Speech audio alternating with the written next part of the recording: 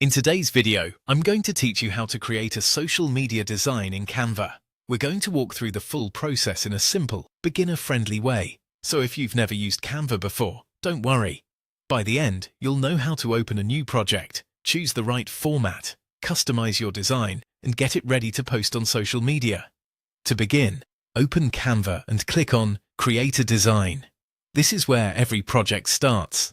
Canva gives you access to many design types, and choosing the right one from the beginning helps make sure your content is sized correctly for the platform where you plan to share it. That way, your post looks clean, professional, and properly formatted. Next, choose a format that matches your goal. For example, you can select Instagram post, Facebook post, or TikTok video. Each of these comes with dimensions that are optimized for that platform. This step is important because different social media channels display content differently, and using the correct format saves time later and helps your design appear the way you want it to. Once your format opens, you can decide whether to use a template or start with a blank design. Templates are a great option if you want a fast starting point or if you'd like inspiration for your layout. They're especially helpful for beginners because they already include a polished structure. If you prefer complete creative control, starting with a blank design gives you a fresh canvas to build from the ground up. Now it's time to customize your design.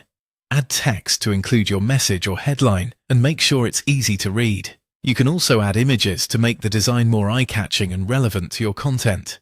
Elements like shapes, icons, lines, or graphics can help organize the layout and add personality. Don't forget to adjust the colors so everything feels consistent and visually appealing. A good tip here is to keep your design simple and avoid overcrowding the space. Clear visuals usually perform better than designs with too much going on.